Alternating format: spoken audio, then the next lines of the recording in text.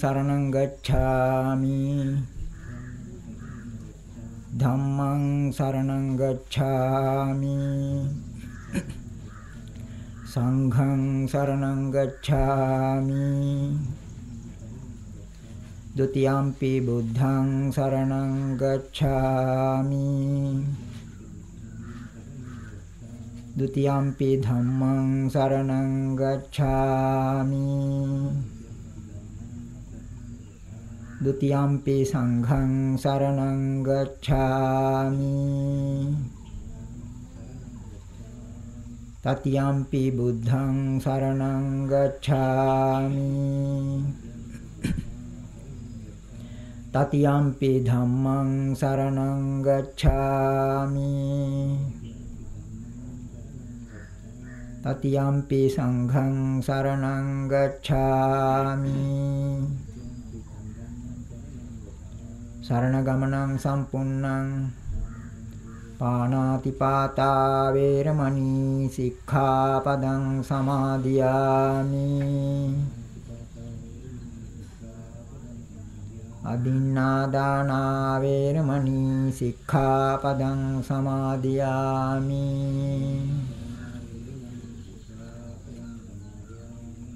कामेषु मिच्छाचारा वेरमणि सिक्खापदं समादियामि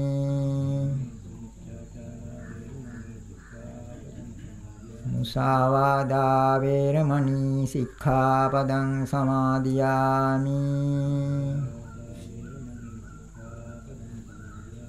पिसुना वाचा वेरमणि सिक्खापदं समादियामि परुषा वाचा वेरमणि सिक्खापदं समादियामि संफप्पलापा वेरमणि सिक्खापदं समादियामि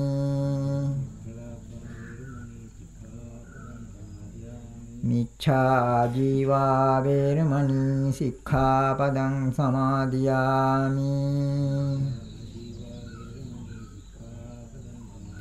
तिसरणेन सद्धिं आजीवट्ठमक शीलं धम्मं साधुकं सुरक्षितं कृत्वा अपमादेन सम्पादेतव्यं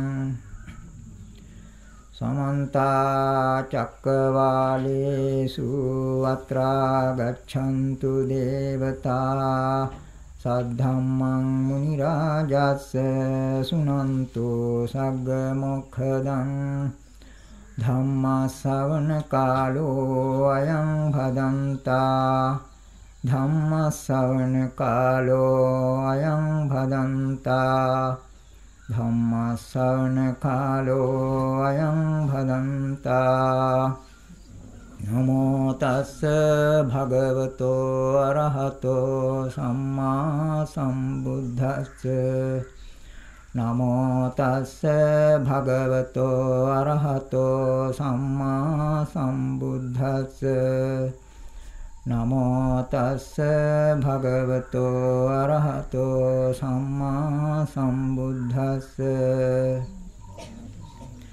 कोधं जहि विपजह्यमानं संयोजनं सब्बमतिक्रमीय तं नाम रूपस्मिन् असज्जमानं अकिंचनं नानुपतन्ति दुःखाति ශ්‍රද්ධාවන්ත පින්වතුනි සිතක ඇතිවන ක්‍රෝධයත් ඊර්ෂාවත් නිසා පැන නගින හිංසාකාරී අවස්ථා සමාජයේ අපට නිතර අහන්න දකින්න ලැබෙනවා අනිත් කෙනා දුකටපත් කිරීමෙන් තමන් තුළ ඇතිවෙච්ච ක්‍රෝධයත් ඊර්ෂාවත් සංසිඳවා ගන්න පුළුවන් කියන හැඟීමයි බොහෝ දෙනා තුළ පවතින්නේ ඒක නිසා ඊට උපකාර වෙන උපාය මාර්ග සොයනවා මිසක් ඒවා ඇතුළතින්ම සංසිඳවා ගැනීමට උපකාර වන ධර්මානුකූල උපාය මාර්ග ගැන හිතන්න පෙළඹෙන්නේ නැහැ. නමුත් අපේ යතිලෝගුරු බුදු පියාණන් වහන්සේ පෙන්වා දෙනවා ක්‍රෝධසිතක ඊර්ෂාසිතක විපාක වශයෙන් මේ දීර්ඝ සංසාරයේ කෙනෙකුට විඳින්න සිදුවෙන දුක් ගැහැට සමූහය අද අපි මාතෘකා කළ ගාථාවට අදාළ නිදාන කතාවෙත් ඒ විදිහේ සිද්ධියක් සඳහන් වෙනවා. අනුරුද්ධ ස්වාමීන් වහන්සේ එක් අවස්ථාවක 500ක් සංඝයා වහන්සේලා පිරිසක් එක්ක තමන්ගේ උපංගම වන කපිලවස්තුපුරයට වැඩම කළා. එහම කපිලවස්තුපුරයට වැඩලා නිග්‍රෝධාරාමේ වැඩ වාසය කරන බව අහන්න ලැබුණාම උන්වහන්සේගේ ඥාති පිරිස උන්වහන්සේ දකින්න පැමිණියා. නමුත් රෝහිණී නැමැති නැගණිය ආවේ නැහැ. අනුරුද්ධ ස්වාමීන් වහන්සේ ඒ ඥාතීන්ගෙන් අහන කෝ රෝහිණී කියලා. එය අන්න ගෙදර ඉන්නවා. මොකද ආවේ නැති කියලා ඇහුවාම ශරීරයේ මේ හැමේ ආබාධයක් හැදිලා කුෂ්ඨ රෝගයක් වගේ යම්කිසි හැමේ ආබාධයක් හැදිලා ලැජ්ජාව නිසා ආවේ නැtei කිව්වා. පස්සේ කිව්වා එකගෙන එන්නේ කියලා. කැඳවාගෙන එන්න කියලා. එයත් ඒ රෝග ස්වභාවය නිසා යම්කිසි කොරෝනා ආදියකින් වසාගෙන ඒ ස්ථානෙට පැමිණියා. ඉතින් අනුරුද්ධ ස්වාමීන් වහන්සේ අහනවා මොකද රෝහිණී ආවේ නැත්තේ කියලා ඇහුවාම ඔන්නේ රෝගයක් තියෙනවා කියලා කිව්වා. නරකද පිනක් දහමක් කරාම කියලා ඇහුවා. පින්කමක් එහෙම කරාම මොකද්ද කරන්න කියලා ඇහුවාම කිව්වා දෙමහල් ආසන ශාලාවක් සංඝයා වහන්සේලාට වැඩ ඉඳලා දානි හිම වළඳන්න පුළුවන් විදිහේ ආසන ශාලාවක් හදන්නේ. ඉතින් ඒකට බරපැන වශයෙන් එහෙම නැත්නම් ඒකට ප්‍රයෝගික කරගන්නේ කිව්වේ ඒ රෝහිණීගේ පළඳින ආභරණ ඒවා ආභරණ විකුණලා ඒ මුදලින් ශාලාවක් හදන්නේ කියලා කිව්වා. ඒ වගේම ඒ ශාලාවේ එක තට්ටුවක් එක මහලක් හැදුවට පස්සේ ඒ ශාලාව සුද්ධ කිරීම හැමදීම් ඊළඟට සංඝයා වහන්සේලාට අසුන් පැනවීම පෙන් සූදානම් කර තැබීම ආදී ඒවත් පිළිවෙත් ආදියත් රෝහිණිය විසින් කළ යුතු බවත් අනුරුද්ධ ස්වාමීන් වහන්සේ ඒකට උපදෙස් දුන්නා. ඒ වගේම අනුරුද්ධ ස්වාමීන් වහන්සේ ඥාතීන්ට ඒ කාරණේ ගැන කියලා ඒ පිළිබඳ සංවිධාන කටයුතුත් යෙදුවා. ඔන්න එතකොට ඒ විදිහටම අර රෝහිණියත් මේ රජපෞලක රජකුමාරිකාවක් නමුත් ඒ කියාපු විදිහට සියලුවත් පිළිවෙත් කරමින් ඊළඟට ශාලාව හදලා ඉවරුණාට පස්සේ බුද්ධ ප්‍රමුඛ සංඝයා වහන්සේලාට දානීකුත් පූජා කරන්න සැලැස්සුවා. ඒ දානීය අවසානයේදී බුදු පියාණන් වහන්සේ අහනවා අනුරුද්ධ ස්වාමීන් වහන්සේගෙන් මේ දානීය කා වෙනුවෙන්ද කියලා කාගෙන්ද කියලා. මේ අපේ සොහොයුරිය රෝහිණීගේ කෝ අය කියලා ඇහුවා. ආවේ නැtei මෙන්න මෙහෙම අසනීපයක් නිසා. ඒ වෙනකොට බුදුහාමුදුරු දකින්නවත් ආවේ නැහැ. තව කියවෙනවා එතන ඒ අර ශාලාව පිළිබඳ වත් පිළිවෙත් ඒවා කරනකොට බොහෝ දුරට රෝගිය සුව වුණා. නමුත් තාම තියෙනවා. තරමක් දුරට රෝගය අඩු වුණා කියලා කියනවා. ඒ වත් පිළිවෙත් ආදී කිරීමේදී. නමුත් හරියටම සුව වුණේ නැති නිසා අය ආවේ නැහැ. ඒ දාන පින්කම වෙලාවේදී බුදු පියාණන් වහන්සේ ඊළඟට ගෙන්නෙව්වා. හේතුව ඇහුවාම කිව්වා මෙන්න මෙහෙම මේ මගේ හැමී ආබාධයක් නිසා මම ලැජ්ජාවෙන් ආවේ නැහැ කියලා. දන්නවද මේකට හේතුව කියලා ඇහුවා. නැහැ කිව්වා. එතකොට කියනවා මේක මේ අතීතයේ ඔබ ඇති කරගත්තු ක්‍රෝධයක ඊර්ෂාවක විපාකයක් කියලා ඒ අතීත ප්‍රවෘත්තිය සඳහන් කළා. අතීතයේ බර්ණස් රජකුගේ අගමේසියක්ව සිටින කාලයේදී ඒ රජතුමාගේ හිත දිනාගත්තු නාටිකාංගනාවක් ගැන තියෙන ඊර්ෂාව ක්‍රෝධය නිසා ඒ නාටිකාංගනාව නිදාගන්න ඇඳේ ඇඳ අවට ඒ වගේම ඇඳේ ඇතිරිලි ආදියෙත් ඉස්සෙල්ලාම මේ අර කාඹිලියා වගේ ඒ කාලේ තිබුණු යම්කිසි ගෙඩි වර්ගයක ගෙඩි වර්ගයක් කුඩු කරලා ඉස්සා ඒවා ඇඟේ තවරුණු හැටිය කහන්න ගන්නවා. ඒවා ඉහලා ඊළඟට ඒ නාටිකාංගනාවට විහිළුවට වගේ මූණටත් ඒවා ඉස්සා. ඇයගේ ඇඟටත් ඉස්සා. ඒකම gadu පිපිලා ඒ තැනැත්ති ගිහිල්ලා ඇඳේ හාන්සි වුණා. ඇඳෙත් තිබුණු ඒ කහන ද්‍රව්‍ය නිසා බරපතල වේදනාවල් ඒ නාටිකාංගනාවට ඇති වුණා. ඔන්න ඕකයි එතකොට අතීත කර්මයේ හැටියට බුදු පියාණන් වහන්සේ දැක්ුවේ. ඒක නිසා ක්‍රෝධය හෝ ඊර්ෂාව සුළු වශයෙන් හොත් ඇති කර නොගත යුතුයි කියන ඒ අදහස දෙමින් බුදු පියාණන් වහන්සේ අවස්ථාවේ දේශනාවක් කළා. මේ අපි මාතෘකා කළ ගාථාව මුල් කරගෙන ඒ කහලායේ රෝහිණියගේ හැමේ ආබාධය සුව වුණා වගේම එතන කියනවා ස්වර්ණ වර්ණ මේ විදිහට හොඳට ආයෙත් චවි වර්ණය ඇති වුණා කියලා. ඒ වගේම සෝවාන් ඵලයක් ලැබුවා.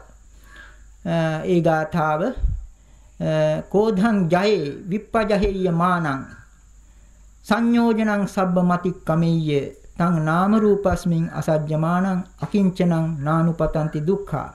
බොහොම ගැඹුරු අර්ථ ඇති ගාථාවක්. හැමේ රෝගයට පමණක් නෙමෙයි මුළු සංසාර රෝගයටම ප්‍රමාණවත් ධර්ම ඖෂධයක් ඒ ගාථාවේ ඇතුළත් වෙන්නේ. කෝධං ජයේ ක්‍රෝධය අතහරින්නේය. විප්පජහෙය්‍ය මානං මානය දුරලන්නේය.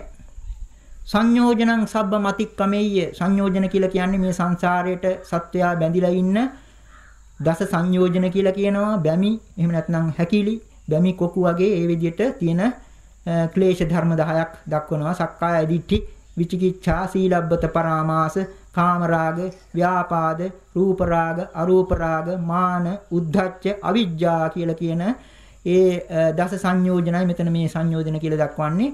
සංයෝජනං සබ්බං අතික්කමෙය්‍ය සියලුම සංයෝජන භවයට බැඳිලා තියෙන සියලුම හැකිලි බැමි ඒවා ඉක්මවන්නේ. සංයෝජනං සබ්බං අතික්කමෙය්‍ය. ඊළඟට තං නාම රූපස්මින් අසජ්ජමානං අන්න ඒ විදිහට කරලා තමන්ගේ නාම රූපෙහි නොඇලෙන්නා වූ එහි නොපැටලෙන්නා වූ තැනැත්තා මත අකිංචනං. ඒ වගේම ඒ බඳු ඒ තැනැත්තා පිළිබඳව කියවන්නේ අකිංචනං. ඒ නාම රූපේ නොඇලෙනව නම් යම් කෙනෙක් ප්‍රඥාව මතු කරගෙන විදර්ශනා වශයෙන් ඒ තැනැත්තාට රාග ద్వේෂ මෝහ වශයෙන් කිසිවක් නැහැ. ඒකට නිසා අකිංචන කියලා කියනවා. කිසිවක් අයිති නැහැ. හිතෙන් ඒවා මුදාගත්තා කියන එකයි අකිංචනං. කිසිවක් අයත් නැති වූ ඒ බඳු පුද්ගලයාට මත නානුපතන්ති දුක්ඛ දුක් කඩාන වැටේ. සංසාර දුක් කඩාන වැටේ කියන අදහසයි මේ ගාථාවේ කියවෙන්නේ. ඒක ගැඹුරු ගාථාවක්. ඉතින් කොහොම නමුත් අපිට මේ කතාවෙනුත් ගාථාවෙනුත් සෑහෙන එදා අපේ එදිනෙදා ජීවිතයට අදාළ වැදගත් ධර්ම උපදේශ ලබා ගන්න පුළුවන්. ප්‍රධාන වශයෙන්ම මේක මාතෘකාව වුණු මේ ක්‍රෝධයත් ඊර්ෂ්‍යාවත් පිළිබඳව. දැන් මෙතන අපිට මේ සිද්ධියෙන් පැහැදිලි වෙනවා අතීතයේ ඊටමත් මෑත අතීතයේ අර ඒ රෝහිණිය අගමේසියක්ව සිටිද්දී අනුන්ට දමා ගැසූ ඒ විස කුඩු එහෙම නැත්නම් ඒ කසන්න හේතු වෙන ඒ විස කුඩු ඒවා Tamanටම ආපහු වගේ Tamanගේ ශාරීරික ආබාධයක් මේ ඇති උනේ. එයින් අපිට පේනවා අර ක්‍රෝධයේ විපාක බරපතල විපාක ක්‍රෝධයත් වගේම ක්‍රෝධයත් එක්කම යන එක තමයි ඊර්ෂාව කියන එක. ඒ ඊර්ෂාව යට තිබෙන්නේ මාන්නයයි. ඒකයි අර මෙතන ගාථාවේ ක්‍රෝධය ගැනත් මාන්නයත් ගැන කිව්වේ. මේ දෙකම සමාජයේ පොදු දුර්වලතාවන් බව මේ පින්නතුන් දන්නවා. ක්‍රෝධයට ඊර්ෂාව එකතු වුනහම ඊට බොහොම බරපතලයි. දැන් මෙතන ඒ අර තමන් අගමේසිය නිසා නාටි ගංගනාවක් කෙරෙහි රජතුමාගේ විශේෂ ඇල්ම ඇති වුනහම අර තැනැත්ති ගැන ඊර්ෂාවක් ඇති වුණා. ඒකත් එකතු කරගෙන තමයි අර පලි ගන්න වගේ අර විදියට ක්‍රියා කළේ. ඉතින් දැන් මේන් අපිට පේනවා අපිට මේ සංසාරේ අපිට ඇති වෙන රෝගාබාධ රාශියකම නියම නිදාණය මේ සාමාන්‍ය වෛද්‍යවරුන්ට පේන්නේ නැති බව. දැන් හැමේ රෝගයක් නම් වෛද්‍යවරු කියාවි මේක ලේ දූෂ්‍ය වීමකින් ඇති වුණා කියලා. නමුත් බුදු වෙද මහතා කියන්නේ ලේ දූෂ්‍ය වීම නෙවෙයි මෙතන සිත දූෂ්‍ය වීමයි යටින් තියෙන්නේ. සාංශාරික නිදාණය සාමාන්‍ය වෛද්‍යවරුන්ට පෙනෙන්නේ නැහැ. බුදු පියාණන් වහන්සේටත් අභිඥාලාභීටත් තමයි මේ සාංශාරික රෝගයේ සාංශාරික නිදාණය පෙන්නේ යම්කිසි රෝගාබාධවල. අපි මේ බොහෝ විට සුව කරගන්න බැරිව නිදන්ගත රෝග කියලා අතහරින දේවල් වල යට තිබෙන්නේ අන්න අර විදිහේ බරපතල කර්ම. ඒවට කියනවා කර්ම රෝග කියලා. අපි බෞද්ධයින් වශයෙන් අපි දන්නවා ඒ ව්‍යවහාරයක් තියෙනවා කර්ම රෝගයක් හොඳ කරගන්න බෑ. ඉතින් ඒ බඳු ඒ කර්ම රෝග හොඳ කරගන්නේ කොහොමද? අන්න ඒකටත් යම් කිසි ඉඟියක් මේ කථාන්තරය තුලින් අපට ලැබෙනවා. හොඳට කථාන්තරයට හිත යොදලා බැලුවොත්. දැන් මේ කියන අනුරුද්ධ හාමුදුරුවෝ අනුරුද්ධ ස්වාමින් වහන්සේ එසේ මෙසේ කෙනෙක් නෙවෙයි. මේ ශාසනයේ දිවස් පිළිබඳ දිබ්බචක්ඛු කියලා කියන දිවස ලාභීන් අතර අග්‍රතැන ලැබූ ස්වාමින් වහන්සේ නමක්. ඒකට උන්වහන්සේ කපිලවස්තු පුරයට වැඩි යම්කිසි විශේෂ හේතුවක් නිසා වෙන්නත් පුළුවන්. උන්වහන්සේට පේන්නේ නැති මේ තමන්ගේ සොහොයුරියගේ සමේ රෝගය වගේම සංසාර රෝගයත් හොඳ කරන්න දැන් ඒ තරමට යම්කිසි පිනක් මෝරලා තියෙනවා කියලා. ඉතින් ඒක නිසා තමයි ඇත්ත වශයෙන් මේ කර්ම රෝග වලින් බේරෙන්න පුළුවන් වන්නේ පුණ්‍ය ශක්තියෙන්. ඒකට බෙහෙත පිනයි. ඒක නිසා දැන් අනුරුද්ධ ස්වාමීන් වහන්සේ දැන් අපි දන්නවා අසනීපයකට බෙහෙත් ගැන කතා කරනකොට වෙදකම වගේම හෙදකමත් අවශ්‍යයි. දැන් මෙතන අනුරුද්ධ ස්වාමීන් වහන්සේ හෙදකම වගේ දෙයක් කළා. මොකද්ද? අර රෝහිණියට උපදෙස් දුන්නා. යම්කිසි වතපිළිවෙත පිළිබඳ කාරණයක්. පින්දහම් කිරීම පිළිබඳව. මොකද්ද? එතනක් තියෙන ගැඹුරින් කල්පනා කරලා බැලුවාම ගත යුතු දෙයක්. අර ආසන ශාලාවක් හදන්න. දැන් ක්ෂත්‍රිය කියලා කියන්නේ රජපෞලේ කෙනෙක් වුණාම කොයිතරම් ධන තියෙනවද? ඥාතීන්ට කියන සුණංගුව විතරයි. නමුත් මෙතන පැවරුවේ කොහොමද? ආභරණ විකුණලා මේක කරන්න කියලා. ආභරණ කියන එක මේ කවුරුත් දන්නවා. ගෙදර දොරවල් වල වෙන අගහිඟකම් හොඳටම උග්‍ර වුණාම තමයි කනකර විකුණන්නේ. කනකර විකුණන්නේ. ඒ තරම් මේ ස්ත්‍රී පක්ෂයට ආභරණ වලට ලොකු ඇල්මක් තියෙනවා. ඉතින් ඒ වගේ මේ මෙතන රෝහිණියට පැවරුනේ ආභරණ විකුණන්නේ කීම. ආභරණ විකුණලා මේ ශාලාව හදන්නේ. සල්ලි නැති කමට නෙවෙයි. ඒක තුල තිබෙනවන්න අර කර්මය ගෙවි යාමට උපකාර වන දෙයක්. මොකද රූප සම්පත්තිය නිසා ඇති කරගත්තු මාන්නය නිසා අර විදිහට හැසිරුනේ. ඒ වගේ මේ ආභරණ වල නිස්සාරත්වයක් දැන් ඇයට වැටහෙන්නේ නැති මේ සමේ රෝගය තියෙද්දි එළියට බහින්නවත් බැරි නම් මොකටද ආභරණ? ඉතින් එතන හුඟක් කාරණා තියෙනවා. ඔන්න ආභරණ විකුණලා මේ ශාලාව හදන්නේ කිව්වේ. එපමණක් නෙවෙයි. දැන් කොතෙකුත් මෙහෙකාරියන් ඉන්නේ ඇති ඒ දැසිදස් අය ඒ රජපෞලේ ඒ රජ ගෙදරවල් වල. දැන් මෙතන ඇවට පැවරුවා එක පහතමාලිය හදලා ඉහළ තට්ටුව හදන තුරු ඒවා සුද්ධ පවිත්‍ර කිරීම. ඒ බඳු ඒ ගොඩනැගිල්ල කටයුතු කරන අවස්ථාවේ හුඟක් සුද්ධ පවිත්‍ර කරන්නක් තියෙනවා. ඒකත් දඬුවමක් එහෙම නැත්නම් දඬුවමක් නැතත් කර්ම වතපිළිවෙතක්. විශේෂ වතපිළිවෙලක්. සංඝෝපස්ථාන වශයෙන් අසුන් පැනවීම පිරිසිදු කිරීම එළවා ආදීකින් ඒ තුලිනුත් අර කර්මය ගෙවි යනවා. ඒකයි වෙන්නේ ඒ සමය රෝගය බොහෝ දුරට අඩු වුණා කියලා. ඒ වත් පිළිවෙත් කිරීමෙන්මත් සමය රෝගය බොහෝ දුරට අඩු වුණා. ඊළඟට තමයි ඉතින් බුදු පියාණන් වහන්සේ අර දේශු ගාථාව තුලින් අන්න අර සමය රෝගය වගේ මෙතන අර කලින් කියාපු සිත පිළිබඳ සංසාරික නිදාණය. එතන කොටින්ම කියනවා නම් ධර්ම ඖෂධය බුදු පියාණන් වහන්සේ දුන්නේ. ධර්ම ඖෂධය මෙන්න මේ ගාථාවේ සඳහන් වෙනවා. මොකද්ද ධර්ම ඖෂධය? අර ලේ දූෂ්‍ය වීම නෙවෙයි, සිත දූෂ්‍ය වීමයි මේකේ රෝග නිදාණය. ඒ සිත දූෂ්‍ය වෙන හේතුන් ඉවත් කිරීමටයි මේ ගාථාවේ කියුනේ. කෝධං ජහේ, ක්‍රෝධය අතහරින්නේය. මානං කෝධං ජහේ, විප්පජහේය මානං. මානය දුරලන්නේය. ක්‍රෝධයයි මාන්නයයි එකට කටයුතු කරන්න. එතකොට ඒ වගේම මේ අන්තිමට මේ සංසාර තත්ත්වය මෙහෙමනම් මේකට තවත් බැඳිලා ඉන්නේ මොකටද? මේ බැමි කොක්ක අනිත් පැත්ත හරවන්න. මේවා මේ සක්කාය දිට්ඨි විචිකිච්ඡා ආදී කියන ඒවා ඉතින් මාර්ග ඥාන වලින් අතහරිය යුතු දේවල්. ඒකට අවශ්‍ය දේ සම්පාදනය කරනකොට ඒ අවස්ථාවල් වල සංයෝජන බැමි කැඩිලා යනවා. දැන් සෝවාන් වීම කියලා කියන්නේ අර මුල් සක්කාය දිට්ඨි විචිකිච්ඡා සීලබ්බත පරාමාස කියලා කියන සසරට බැඳිලා තිබෙන බැමි තුනක් කැඩීමයි. ඉතින් ඒකට උපකාර වෙන විදියයි මේ ගාථාව. තං නාම රූපස්මින් අසජ්ජමානං. නාම රූපෙහි නොඇලෙන බවක් මෙතන කියවෙනවා. නාම රූපය කියලා ඉතින් අපි ධර්මානුකූලව කියනවා නම් ඒක නාම ධර්ම හැටියට සලකනවා. වේදනා සංඥා චේතනා පස්ස මනසිකාර කියලා කියන හිත පිළිබඳ ධර්ම. ඊළඟට රූප කියන ප්‍රඥාප්තිය අපි ගන්නේ අර පඨවි ආපෝ තේජෝ වායෝ කියන මේ ධාතු හතර ආශ්‍රයෙන්. මේක තුලින් කෙනෙක් ඇති කරගන්න මමය මාගේ කියලා කියන ප්‍රඥාප්තිය යඹුරින් ධර්මානුකූලව සලකලා බලනකොට නාම රූප දෙකක් පමණයි. නාම ධර්ම ටිකකුත් රූප ධර්මයි. මේ ටික තමයි මේ මමය කියලා ගන්නෙ. ඉතින් මේ නාම රූප ධර්ම තං නාම රූපස්මින් අසජ්ජමානං. මේ නාම රූපේ හරියට උපමාවකට කියනවා නම් හරියට දැල් කවුලුවක් වගේ. දැල් කවුලුවක් හතරස් කොටු ඇති දැල් කවුලුවක් නම් ඒකට අපි කිය උපමාවට ගන්නවා නම් පඨවි ආපෝ තේජෝ වායෝ කියන ධාතු හතර ආශ්‍රය කරගෙන අපි මේ රූප ප්‍රඥප්තිය ඇති කරගන්නේ. මේ ධාතු හතර ගැන නිතර නුවණින් සිහිය යොදනකොට මේ රූපයේ ඇති හරයක් නැහැ කියන අවබෝධය එනවා. මේ ධාතු හතර කියන මහා භූත හතර තනිව තේරුම් ගන්න බැරි එකට ක්‍රියා කරන මහා භූතයෝ මහා පුදුම විදිහේ තත්වයක්. මේ අපි භෞතික කියලා ලොකුවට කිව්වට මොකද? අන්න ඒ විදිහේ ඒ රූප ඒක ආශ්‍රේණුයි අපි මේ රූප ප්‍රඥප්තිය ඇති කරගන්නේ. ඉතින් රූපයේ ස්වභාවය දැන් රෝහිණියට ඒ වෙනකොටත් තේරිලා ඇති.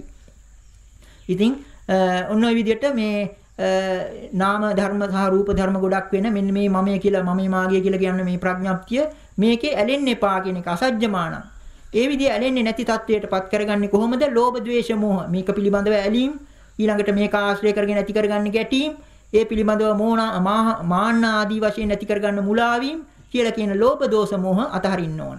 ඒකයි ඒ අතහැරියාම ඒ තැනැත්තාට මමයේ මාගේ කියලා ගන්න දෙයක් නැහැ. එබැඳු තැනැත්තාට කියන්නේ අකිංචනං කියලා. කිංචනං කියලා කියන්නේ කිසිවක් අයිති නැති කෙනා.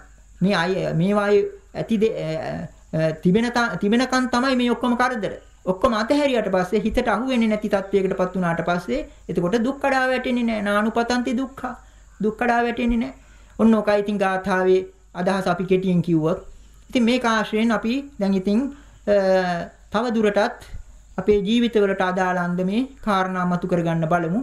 දැන් ක්‍රෝධය කියන එක අපි දන්නවා සමාජයේ ඊ타ත්ම සුලභ දුර්වලතාවක්. කාටත් සාධාරණ කෝප නමින් හෝ වෙන හදිසි කෝප හැටියට හෝ නොයෙකුත් විදියට මේ කෝපය පැන නගිනවා. මේකට බුදු පියාණන් වහන්සේ ඒ ස්ථානවල මහ පුදුම අන්දමට බෙහෙත් දීලා තිබෙනවා. දැන් එක තැනක් තමයි ඊටම වටිනා ගාථාවක්. ඒකත් සමහරවිට ගැඹුරු අදහසක් ඇති ගාථාවක් හැටියට සලකන්න පුළුවන්. උරග සූත්‍රය කියලා ගාථාවලින්ම තියෙන සූත්‍රයක පළමුවෙන්ම දැක්වෙන ගාථාව කොටින්ම කියතොත් වටිනා ධර්ම ග්‍රන්ථයක් තියෙන සුත්ත නිපාත කියලා. ඒ ග්‍රන්ථය ආරම්භෙන්නෙත් ඒ ගාථාවෙන් යෝ uppatitan විනේති කෝධං විසටං සප්ප විසංව ඕසදේහි සෝ බික්කු ජාති ඕරපාරං උරගෝ ජින්නමිව තචං පුරාණං. බුදු පියාණන් වහන්සේ උරග සූත්‍රය කියලා කියන්නේ සර්පයා උපමාව ඇති සූත්‍රයයි. සර්පයා පිළිබඳ උපමාව ඒක දිගටම තියෙනවා. මේ පළමුවෙනිම ගාථාවේ කියවෙනවා ඊ타ත්ම දෙආකාරයකින් සර්පයා උපමා කරගෙන. ඊ타ත්ම වටිනා අදහස් කීපයක් බුදු පියාණන් වහන්සේ ඉදිරිපත් කරනවා. යෝ uppatitan විනේති කෝද්ධං විසටං සප්ප විසංව ඕසදේ. යම් භික්ෂුවක් පැනනංගා වූ ක්‍රෝධය හරියට පැතිරෙන්නා වූ සර්ප විෂයක් මැඩපවත්වන්නාක් මෙන් වහා මැඩපවත්වයිද සෝබිකු ජහති ඕරපාරං උරගෝජින්නමෙව තචං පුරාණං. ඒ බඳු භික්ෂුව සර්පයකු හැව දාන්නාක් මෙන් හැව අතහරින්නාක් මෙන් මෙතරත් එතරත් අතහරි. ඒ කියන්නේ විමුක්ත සිතක් ඇති කරගන්නවයි කියන එකයි. මේ ගාථාවේ ඊටමත් මේ සර්පය දෙආකාරයකින් උපමාවට අරගෙන තියෙනවා. එතනක් එකක් පළවෙනි උපමාව සර්ප විෂයි. දැන් ක්‍රෝධයක් ඇති වුණාම හිතා ගන්න තියෙන්නේ නායක ගැහුවා. නායා ගැහුවා කියලා. නායක ගැහුවාම බල ඉන්නේ නෑනේ. විෂ පැතිරෙන්න කලින් පුළුවන් ඉක්මනින් ඒකට ඖෂධ දෙනවා. අන්න ඒ අදහසයි මේ ගාථාව තුළින් බුදු පියාණන් වහන්සේ දෙන්නේ. දැන් බුදු පියාණන් වහන්සේ දෙන උපමා මේවා ඇත්ත වශයෙන්ම මේවයි මහ පුදුම ප්‍රායෝගික අගයක් තියෙනවා. දැන් හදිසි කෝපයක් ආවහම ඕකට අභිධර්ම ලැයිස්තු ගණන් කර ඉන්න බෑනේ. ලේසිම ක්‍රමය තමයි බුදු පියාණන් වහන්සේ උපමාවකින් දීපු ක්ෂණිකව අපට මතු කරගන්න පුළුවන් යම්කිසි චිත්තජ රූපයක් අපි මතු කරගන්නවා. ඒක තුලින් වන්න අරකින් වැලකින්න ශක්තිය ලැබෙනවා. දැන් කෙනෙකුට හිතෙනවනේ කෝධය ඇති වෙනත් එක්කම මෙන්න සර්පයා ගැහුවා. එහෙම නැත්නම් නායා ගැහුවා. එතකොට ඒක තුලින් හිතා ගන්න තියෙන්නේ දැන් හිත දූෂ්‍ය වෙන්න ළඟයි. ක්‍රෝධය ඇති වුණාට පස්සේ ඒක පැතිරෙනවා. ඒක පැතිරෙන්න කලින් ඒ ක්‍රෝධයම පැතිරිලා තමයි දැන් කවුරුත් දන්නවා ක්‍රෝධය ඒ වෙලාවෙම මැඩපැත්තුවේ නැත්නම් ඒක ද්වේෂය බවට හැරෙනවා. ඒ ද්වේෂය වෛරය හැටියට ඊළඟට ආඝාත හැටියට පටිඝ හැටියට ওই නොයිකුත් නම් වලින් දක්වන ඒ විවිධ අවස්ථාවල් කරා යනවා. පලි ගැනීම උපකාර කරගෙන ඊළඟට අනන්ත කාලයක් ඕක දිගට යනවා. ආඝාත වෛර ආදී වශයෙන්. ඉතින් අර සර්ප විෂ පැතිරුණා. අන්න පැතිරෙන්න කලින් ඒක හිතේ ඇති වුණු බව දැනගත්තු හැටිය මොන සර්පයා ගැහුවා කියලා හිතාගෙන දැන් සාමාන්‍ය ලෝකයා නම් ක්‍රෝධය සංසිඳුවා ගන්න කරන්නේ ඒකෙන් පලි ගැනීමයි. නමුත් ධර්මානුකූලව කල්පනා කරන කෙනා උත්සාහවන්ත වෙන්න ඕන මේ ක්‍රෝධය ඇතුළතින්ම සංසිඳවා ගන්න. ක්‍රෝධය ඇතුළතින්ම සංසිඳවා ගැනීම තමයි නියම ජයග්‍රහණය.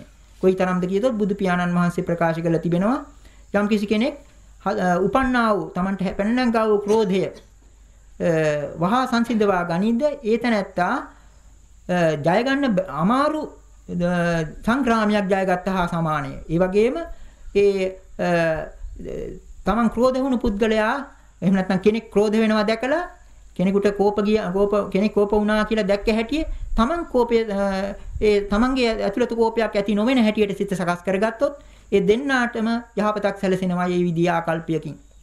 ඉන් පෙන්නුම් කරන්නේ හැකිතාක් ඉක්මනින් ක්‍රෝධය, ක්‍රෝපය ඒක සංසිඳවා ගන්නයි කියන එකයි. ඉතින් ඒක තුලින් අර මේ ගාථාවේ දෙවෙනි උපමාව ඒක ඊට වඩා ගැඹුරු අදහසක්. එතන කියන්නේ සර්පය හැවාරින හැටි අපි හිතලා බලමු. සර්පයාට ඇලුම් ගැටුම් ඔක්කොම දැනෙන්නේ මේ හැමෙන්. හැම අපි කවුරුත් දන්නේ දැන් අර රෝහිණීක කතාවෙත් තියෙන්නේ. ඒ හැම ඩිංගක් එහෙම වුණේ හැටි එළියට බහින්නත් බෑ. ඒ තරමට මේ හැම පිළිබඳව ලොකු ඇල්මක් තියෙන ලෝකයා තුල. ඒක පිළිබඳව මේ හැම තුලින් තමයි මේ මුළු ලෝකෙම වසඟයටපත් කරගන්නේ. නමුත් ඒ හැම දිරුවාම කොහොමද වෙන්නේ? දිරුවාම අන්න අර සර්පයා කරන්නේ මොකද්ද? ඒක ඔය අත්තක මොහාරි හිර කරලා දාලා එයින් බේරෙනවා, එයින් ගැලවෙනවා. අන්න දිරුවාම පිළිබඳ උපමාවයි මෙතන දෙවෙනුවට අරගෙන තියෙන්නේ. දිරුවා වූ හැමක් අතහරින්න වගේ ක්‍රෝධයත් අතහරිනවා නම්. එහෙම නැත්නම් ක්‍රෝධයට අරමුණු වුණ දේ. ක්‍රෝධයට අරමුණක් හැටියට ගත්තු එක අපි දැඩිව ගත්තොත් ඒක දීර්ඝ කාලයක් සංසාරයේ ඒ තුල ගැටි ගැටි යනවා. පලි ගැනීම ආදී වශයෙන්.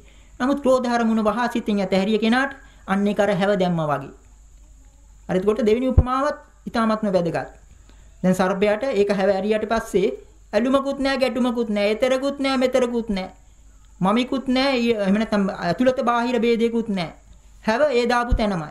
ඒකට කිසි සම්බන්ධයක් නැහැ. අන්න එතකොට බුදු පියාණන් වහන්සේ දෙන උපමාවල ගැඹුරින් හිතා ගන්න පුළුවන්.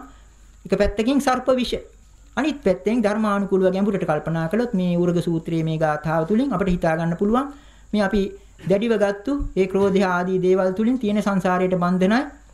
ඒක අතහැරි හැටියන්න ඒ බැමි මිදෙනවා. එතකොට අර ඒක එතනම තමයි විමුක්තිය තියෙන්නේ. ඒ විදිහට බුදු පියාණන් වහන්සේ තවත් අවස්ථාවල දක්වලා තිබෙනවා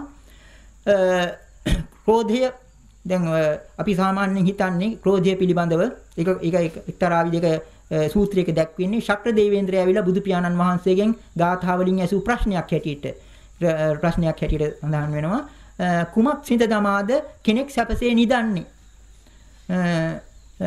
කුමක් සිඳ දමාද මේ සිඳීමෙන්ද කුමක් සිඳ දැමීමද ගෞතමයන් වහන්සේ එහෙම නැත්නම් කුමක් විනාශ කිරීමද ගෞතමයන් වහන්සේ ප්‍රශංසා කරන්නේ බුදු පියාණන් වහන්සේ දෙන පිළිතුර ක්‍රෝධය සිඳ දැමීමෙනුයි කෙනෙක් සැනසීමෙන් නිදන්නේ ක්‍රෝධයෙන් පලි ගැනීමෙන් නෙවෙයි ක්‍රෝධය ඇතුළතින්ම සංසිඳවා ගැනීමෙනුයි ඒ වගේම විස මුලක් ඇති මිහිරි වූ අග ඇති අපි කියනවා නම් උපමාවට කියනවා නම් මුල විස අග රස ක්‍රෝධයේ ස්වභාවය මුල විසයි නමුත් අග රසයි අග රස නිසා කටට ගන්නවා නමුත් මුල විස නිසා ඒක තුලින් විවිධයටපත් වෙනවා අන්න ඒකයි බුදු පියාණන් වහන්සේ එතන කියන්නේ ක්‍රෝධය පිළිබඳව කියන්නේ ඒකේ ස්වභාවය මුල විසයි අග රසයි එතකොට මේව මතක තියාගන්න පුළුවන් මේ පින්නතුන්ට මුල විසයි අග රසයි අග රස නිසා කෑවොත් මුල විස නිසා අමාරුවටපත් වෙනවා අන්න ඒ බඳු මේ ක්‍රෝධයයි මම විනාශ කරන්න කියලා කියන්නේ සතුරා නෙවෙයි ඒකට හේතු වුණු අරමුණ නෙවෙයි ඇතුළතින් මේ ක්‍රෝධයයි එහෙම නැත්නම් ඒ පුද්ගලයා නෙවෙයි ඒකට ඒ ක්‍රෝධය ඇතුළතින්ම සංසිඳවා ගන්න. ඊළ ඔය විදිහට බුදු පියාණන් වහන්සේ නොයෙකුත් අවස්ථාවල දෙන උපමා ඊටත් වඩා මහා පුදුම විදිය උපමාවක් දෙනවා. ඒක කෙනෙකුට හිතා ගන්නත් බැරි අමාරු තරම්. දැන් මේ කාලේ සමහර විට ඒක අහනකොටත් බය හිතෙනවා.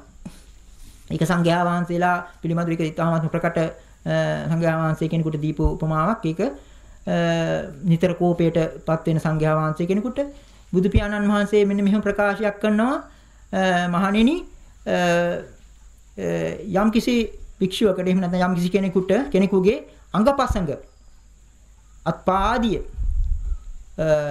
මේ හොරු ඇවිල්ලා අපි හිතමු මේ හොරු මහා මේ මිනිමරණ හොරු ඇවිල්ලා දෑත් කියතකින් අත්පා කපනවා අර නිකන් කොටයක අතුපතු කපන්න වගේ ඒ කෑලි කපනවා එහෙම කපන අවස්ථාවේදීත් සිත දූෂ කරගත්තොත් ක්‍රෝධයෙන් ඒතනත්තා මගේ අනුශාසනය අනුව හැසිරෙන කෙනෙක් නෙවෙයි. මා කියන කීම මා කියන අවවාදයට විරුද්ධව යන කෙනෙක් කියලා ඒ විදිහට බුදු පියාණන් වහන්සේ ඊ타ත්ම උපරිම මට්ටමේ මේ ක්‍රෝධයේ පිළිබඳව ක්‍රෝධය සංසිඳවා ගැනීම මහ පුදුම උපමාවක් දීලා තියෙනවා. මදුරුවේ කෑවත් තරහ යනවා නම් අර විදිහට දෑත් කියතකින් කෑලි කපනකොට කොහොමද ඉවසන්නේ? කොහොමද ඉවසීම කෙසේ වෙතත් තරහ හිත මේ කරගන්න තරහ හිත රඳවගන්නේ කොහොමද තරහිත පාලනය කරගන්නේ කොහොමද කියන ප්‍රශ්නේ කාටත් එනවා. නමුත් බුදු පියාණන් වහන්සේ උපරිම මට්ටමේ දෙන උපමාව අතීතයේ සංඝයා වහන්සේලා ප්‍රායෝගික වශයෙන් පාවිච්චි කළ බව අපට පෙනෙනවා. ඔය තේරගාථා ආදී ඒ කාලේ සංඝයා වහන්සේලා කැලේට යනකොට ඒ පොත් උස්සගෙන ගියේ නැහැ. ඒ වෙනුවට භාවනා කරන්න යනකොට මෙන්න මේ බුදු පියාණන් වහන්සේ දීපු සමහර උපමා හිතේ දරාගත්තු බව පෙන්눔 කරනවා. ඒ කාලේ ඇතම් ඒ ගාථා වලින් මෙන්න මෙහෙම කියවෙනවා. උපජ්ජතේ සචේ කෝධෝ ආවජ්‍ය කකචූපමං. ඉදින් ඔබ තුල කෝධය ඇති වුණොත් ඔන්න මතක් කරගන්නේ කකචූපමාව. කකචූපමාව කියන්නේ කියත් උපමාව.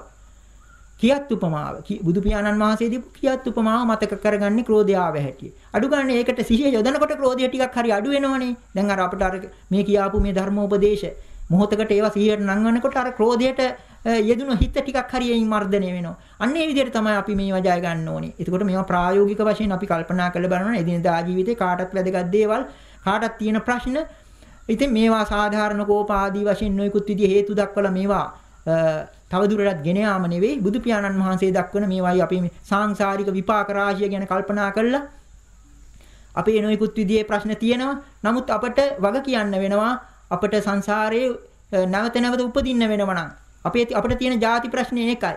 කොච්චර අනේක වාරයක් අපිට මේ උත්පත්ති ලබන්න වෙනවා මේ සංසාරේ. අන්න එතකොට ඒ අපේ විවිධ જાතීන් වල උපදින්න සිද්ධ වෙන බව කාරණා ඒක තේරුම් අරගෙන ඒක තුලින් අපිට මේවා විපාක විඳින්න සිදු වෙනවනම් අපි මේ ක්‍රෝධය වෛරය ආදී සංසිඳවා ගන්න ඕන කියන හැඟීම දා ගන්න ඕන. එතකොට මේ කිව්ව තරම් මේක ලේසි නොවේ. ඒකට බුදු පියාණන් වහන්සේ ඒක නිසා ක්‍රමානුකූල හික්මීමක් පෙන්눔 කරනවා. ඒක තියෙනවා මේ අපි කවුරුත් නිතර අහන්න ලැබෙන නිතර සජ්ජායනා කරන කරණීය සූත්‍රයේ. මහා පුදුම සූත්‍රයක් ඒක අපිට දැන් නිතර අහන්න ලැබෙන නිසා ඒක අගය සමහර කෙනෙකුට ඒක අගයක් නෑ. ඒක ගැන හිතන්න පෙළඹෙන්නේ නෑ. ඇසීම් මාත්‍රයකින් අපේ ලෙඩ සුව වෙනවයි. ඒ විදිහේ දැන් පිරිත් කියලා අපි හිතාගෙන ඉන්න සමහර සූත්‍රවල අඩංගු වෙන ගැඹුරු අදහස් ගැන කෙනෙක් හිතන්න යොමු වෙන්නේ නෑ. ඒකේ සද්දෙට විතරක් සෑහීමකටපත් වෙනවා. ඇත්ත වශයෙන්ම කරණීය සූත්‍රය නම් හරියාකාර සජ්ජායනා කරනවා නම් ඒකෙන්මත් හිත නිවෙනවා. භාෂාව නොදන්න කෙනෙකුගේ පවා. ඒ තරම් පුදුම විදිහට ඒ ගාථාව ඒ සූත්‍රය තිබෙන්නේ. නමුත් ඒවායි තිබෙන අර්ථයත් හරියට නුවණින් කල්පනා කරලා බලනවා නම් ඒ තුලින් ඔන්න හුඟක් අර Tamanට මෛත්‍රියමය ආකල්පයක් ගොඩනගා ගැනීමට පුළුවන් වෙනවා. දැන් භාවනාව කියන වචනේ මේ කාලේ සමාජයට රුචි නැත්නම් හිතා ගන්න තියෙන්නේ අප මේ කෝපය ජය ගන්න නම් අපි කරගන්න ඕනේ අපි ඇති කරගන්නේ මොකද්ද? මෛත්‍රීමය ආකල්පයක් ඇති කරගන්න ඕන. අපේ ආකල්පය අනුව තමයි අපේ ක්‍රියාකලාපය. යම් කිසි ප්‍රශ්නයක් ඉදිරිපත් වෙනකොට අපි ඒකට ප්‍රතිචාරය දක්වන්නේ අපේ ආකල්පය අනුවයි. එතකොට අපි මෛත්‍රීමය ආකල්පයක් සකස් කරගත්තොත් කල් තබා අපේ ප්‍රතිචාරය අර දැඩිව ක්‍රෝධ සිත් ඇති කරගන්න පුද්ගලයාට වඩා වෙනස් වෙන්න පුළුවන්. අන්න ඒක දැනගෙනයි එතකොට අපි මේ ඒ විදිහේ ආකල්පයක් ගොඩනගා ගැනීමට ඇත්ත වශයෙන්ම මේ කරණීය සූත්‍රයේ මුල ඉඳලා කෙසේ වෙතත් අපි විශේෂයෙන් මේ අවස්ථාවේ දක්වන්න කල්පනා කළා. කරණීය සූත්‍රයේ ඊ타ත්ම සාරවත් හැටියට සැලකිය හැකි. ඒකේ අපි අර සින්දූරම් කියලා කියන්නේ අන්න ඒ වගේ ඊ타ත්ම වටිනා වචන කීපය මතු කරලා ඒක ගැන මේ පින්නතුන්ගේ හිත තුළට යම්කිසි අදහස් කීපයක් දෙන්න. ඇත්ත වශයෙන්ම කරණීය සූත්‍රයේ මැදක් කරේ හරියේ තිබෙන මෙන්න මේ විදිහේ පාඩයක්. සුඛිනෝවා කේමිනෝ හොන්තු. සුඛිනෝවා හොන්තු කේමිනෝවා යේකේචි සබ්බේ සත්තා භවන්තු සුඛිතත්තා. සියලුම සත්වයින් සුඛිනෝ කියලා කියන්නේ සුවපත් වූ අය වෙත්වා. කේමිනෝ කියලා කියන්නේ ආරක්ෂා උවදුරු රහිත එහෙම නැත්නම් රැකවරණ ඇත්තෝ වෙත්වා. සුඛිනෝ වාන්තු කේමිනෝවා සබ්බේ සත්තා භවන්තු සුඛිතත්තා. ඊළඟට සියලු සත්වයෝ සුවපත් වූ සිත් ඇත්තෝ වෙත්වා. ඊළඟට දක්වනවා ඒ සියලු සත්වයෝ කියන එක එහෙම නැත්නම් සියලු සත්වයෝ සුවපත් වෙත්වා කියන එක තුලින් අදහස් කෙරෙන්නේ මොකක්ද කියන එක පැහැදිලිව විවරණය වෙන පාඨ කීපයක් සඳහන් වෙනවා. යේකේචි පාන භූතත්ථි තසාවා ථාවරාවා අනවශේෂා දීඝාවා යේ මහන්තාවා මජ්ක්‍ධිමා රස්සකානුක තූලා දිඨාවා යේවා දිඨා යේච දූරේ වසන්ති අවිදූරේ භූතාවා සම්භවේසීවා සබ්බේ සත්තා භවන්තු සුඛිතත්තා. එතන අපිට පේනවා ඒ ලෝකයේ සියලු සත්වයා කියන එක බුදු පියාණන් වහන්සේ විග්‍රහ කරලා තියෙන පුදුමාකාරය. ඇත්ත වශයෙන් කියනවා නම් මුළු ලෝකයම සමස්ත පහකට කියලා කියන්නේ සමස්ත කියලා කියනකොට ඔක්කොම අයිති. ඒ විදිහේ කොටස් පහකට එතන දක්වලා තිබෙනවා. ඒකේ චිපාන භූතත්ති ඔන්න පළමුවෙන් තිබෙන සමස්තය මොකක්ද? තසාවා ථාවරාවා අනවශේෂා. තස කියලා කියන්නේ තැතිගත්. ථාවර කියලා කියන්නේ තැති නොගත්, එහෙම නැත්නම් තහවුරු. ථාවර කියන එක දන්නවනේ, තැතිගත් කියන එකට විරුද්ධ අර්ථයයි. තසාවා ථාවරාව අනවශේෂ. අනවශේෂා කියන පදෙන් අන්න අර සමස්තයක් බව පෙන්වුම් කරනවා. මුළු ලෝකයම බෙදනවා තැතිගත්, තැති නොගත් වශයෙන් ඒ දෙකට. ඉතින් මේක සමහරුන් තේරුම් කරන ඔය සමහර ශාස්ත්‍රීය විවරණ තුලින් මේ වායේ ප්‍රායෝගික අගය ගිලිහිලා යන බව පේනවා. සමහර ශාස්ත්‍රීය අන්දමින් මේවා විවරණය කරන අය ඇතම් කෙනෙක් පෙන්වුම් කරන්නේ මේක තස කියලා කියන්නේ මේ රහත් නොවූ හැම දිනාම තැතිගත්. රහතන් වහන්සේ තැති ගන්නෙ නැහැ. ওই විදිහට තෝරනවා. නමුත් ඒක එදිනදා ජීවිතයේ අර්ථවත් වෙන්නේ නැහැ. අපිට මේ අවස්ථානුකූලව මේක තේරුම් ගන්න පුළුවන් වෙන්න ඕනේ. දැන් අපි උපමාවකට දෙනවා නම් ගැණඩියෙකුගේ කටේ මීයක් ඉන්නකොට ඒ මීයා පිළිබඳව සමහර විට අපිට මෛත්‍රිය වගේ දෙයක් ඇති වෙනවා. ගැරන්ඩියට ගහලා මීයා බේර ගන්න හිතෙනවා. අන්න ඒ වගේ කල්පනා කරන්න ඕන. දැන් මේ අවස්ථාවේ හැටියට ගැරන්ඩියා තස මීයා තස ගැරන්ඩියා තාවර. ගැරන්ඩියා හොඳට හයියෙන් අල්ලගෙන ඉන්නේ අර මීයා. යන්න දෙන්නේ නැති තරමට. නමුත් අපට අයිතියක් නැහැ. අර අනවශේෂා කියලා තියෙන පදය නිසා තස තාවර දෙගොල්ලටම අපි මෛත්‍රිය යෙදිය යුතු නිසා අනියම් මාර්ගයකින් හිංසාවකින් අර මීයා බේර ගන්න උත්සාහ කිරීම. ඒක නිසා එක්ක උපේක්ෂාව වේදන එහෙම නැත්නම් මෛත්‍රී සිත ඇතැම් විට අපිට කයින් කරන්න බැරි දේවල් පිරිසුදු මෛත්‍රී සිතක් යොමු කරලා සිද්ධ කරගන්න පුළුවන්. මෛත්‍රිය දිනු කර පුද්ගලයාට. සමහර විට මෛත්‍රී සිත තුලින්ම ඒක ජය ගන්නවත් බැරි වෙන්නේ නැහැ. කෙසේ හෝ වේවා මෙතන මේ අවස්ථානුකූලව අපිට හිතා ගන්න පුළුවන් මුළු ලෝකයේම අර තසතහවර කියලා ભેදයකට බෙදන්න පුළුවන්. එහෙම ගත්තාම එදිනදා ජීවිතේ ඒක ඉතාමත්ම අර්ථවත්. තසාවා තාවරාව අනවශේෂා. ඊළඟට දක්වන්නේ දීඝාවායේ මහන්තාව මජ්ක්‍ධිමා රාසකානුක තූලා කියලා දක්වන්නේ ඒ ශරීර ප්‍රමාණය අනුව. දික්ඛෝ දීඝාවා යේ මහන්තාව දික්ඛෝ මහත්ෝ ඊළඟට කෙටි කොට හෝ ඊ타මත්ම සියුම් හෝ ස්ථූල හෝ ආදී වශයෙන් ওই විදිහට මධ්‍යම ප්‍රමාණයේ හෝ ඒ ශරීර ප්‍රමාණය අනුව දීඝාවායේ මහන්තාව මජ්ක්‍ධිමා රාසකානුක තූලා ඊළඟට තව සමස්තයක් දක්වනවා. ඒ දෙවෙනි සමස්තයයි දෙවෙනි සමස්තය දිඨාවා යේව අදිඨා දුටු සහ නුදුටු. දුටු සත්වයොත් නුදුටු සත්වයොත් මේකට මෛත්‍රිය ඒ අයට අවිශේෂයෙන් ඒ ඔක්කොම එකතු කරලා දිඨාවා යේව අදිඨා. ඊළඟට යේච দূරේ වසන්ති අවිදූරේ. මේ ළඟපාත සිටින අය පමණක් නෙවෙයි නුදුරෙහි සිටින අය පමණක් නෙවෙයි දුර සිටින අයත්. යේච දූරේ වසන්ති අවිදූරේ. ඊළඟට භූතාවා සම්භවේසීවා. ඒ පද දෙකක් ශාස්ත්‍රීය අන්දමින් සමහර කෙනෙක් නොයෙකුත් ආකාරයට තෝරනවා. අපිට මේක එදිනෙදා අර්ථවත් වෙන ආකාරයට තේරුවොත් භූතා සම්භවේසීවා කියලා කියන්නේ දැන් භූත කියලා කියන්නේ මේ ලෝකයට උපන් සත්වයින්. සම්භවේසී කියලා කියන්නේ උපදින්න බලාගෙන ඉන්න සත්වයින්. අපිට මේක හිතා ගන්න පුළුවන් මව් කුසක ඉන්න දරුවෙකු ඊළඟට බිත්තරයක සිටින කුඩා සතෙක් ඒවා දැන් කාලේ ඒවා ගැන හිත යොදන්න වෙලා තියෙන්නේ. ඒවා ගැන මෛත්‍රිය නැති නිසා තමයි ওই ප්‍රශ්න සමාජයේ අහන්න ලැබෙන්නේ. එතකොට ඒ තුලින් අපිට හිතා ගන්න පුළුවන් අර භූතාවා සම්භවේසීවා. ඒ විදිහට බුදු පියාණන් වහන්සේ මුළු සමස්ත පහකට බෙදලා සබ්බේ සත්තා භවන්තු සුඛිතාත්තා අන්නේ සියලු සත්වයෝ සබ්බේ සත්තා භවන්තු සුඛිතාත්තා. ඊළඟට ඊටත් එහාට යනවා බුදු පියාණන් වහන්සේ මහා පුදුම විදියට න පරෝ පරං නිකුබ්බේත නාති මඤ්ඤේත කත්තචි නං කංචි න පරෝ පරං නිකුබ්බේත තමා පිළිබඳව පමණක් නෙවෙයි මෙතන කියන්නේ අනික තවත් කෙනෙකුට මේ තමන් පිළිබඳව නෙමෙයි වෙන කෙනෙක් තව කෙනෙකුට අවැඩක් අයහපතක් වංචා ආදියක් නොකරේවා කියන ප්‍රාර්ථනාවත් ඇති කරගන්නවා. න පරෝ පරං නිකුබ්බේත. ඊළඟට නාති මඤ්ඤේත කත්තචි නං කංචි. කොතැනකවත් කිසිවෙක් හෝ තව කෙනෙකුට අවමන් නොකරේවා. ඒ පිරිසුදු මෛත්‍රී සිතේ ස්වභාවයයි. සාමාන්‍ය ලෝකයා තමන්ගේ සතුරකගෙන් පරිගන්න ඉදිරිපත් නුනොත් මොන කරදරයේ බාහිර කරදරයකින් හරි සතුර විවිතටපත් වුණාම සතුටු වෙනවා. එයාට කර්ම විපාක දුන්නා. ඔය පේන්නේ නැහැ. එයාට සිද්ධ වුණා කියලා සතුටු වෙනවා. ඒක තුලින් සතුටක් ඇති කර ගන්නවා. එහෙම නැත්නම් වෙන කෙනෙක් ඒ තැනත්තට වෙන කෙනෙක් ලවා එක කරන්න සලස්සනෝ. එහෙම නැත්නම් වෙන කෙනෙක් ලවා සිදු වුණොත් ඒ ගැන සතුටු වෙනවා. මෙතන තිබෙන පිරිසුදු මෛත්‍රිය මොකද්ද? අර බාහිරව ලෝකයේ මෙවැනි ගැටුම් මෙවැනි දේවල් මා නොදකින්වා කියලා හිතනවා. සතුරා නොදකින්වා නෙවෙයි.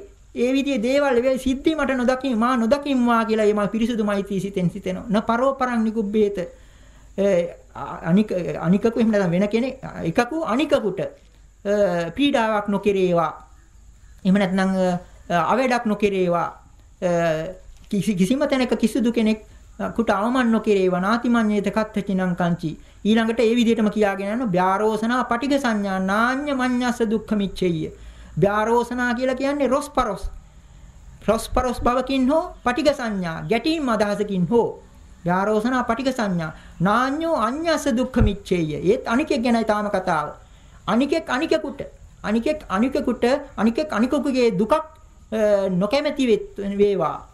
ඒ කියන්නේ දකින්න කැමැති නෑ දෙන්නෙක් එකිනෙකාට විරුද්ධ වීම පවා. ඒ තරම් පිරිසුදු මෛත්‍රී සිතක්. නාඤ්ඤ මඤ්ඤස දුක්ඛ මිච්ඡේය. ඔන්න ඔක්කොම කියලා ඉවරලා තමයි ඊළඟට දෙන පුදුම උපමාව. ඒක ඉතින් මේ මෑණිවරුන්ට අමුතුවෙන් කියන්න දෙයක් නෑ. ඇත්ත වශයෙන් සමහර විට ඒක දැන් මේ කාලේ කියන්නත් වෙනවත් ඇති. මාතා යථා නියං පුත්තං ආයුසා ඒක පුත්ත මනුරක්කේ. යම්සේ මව් කෙනෙක් තමාගේ කුසෙන්ම උපන් එකම පුතෙකු එකම දරුවෙකු ආරක්ෂා කරන්නේ ආයුෂයෙන් තමන්ගේ ආයුෂයෙන් තමන් දිවිදී.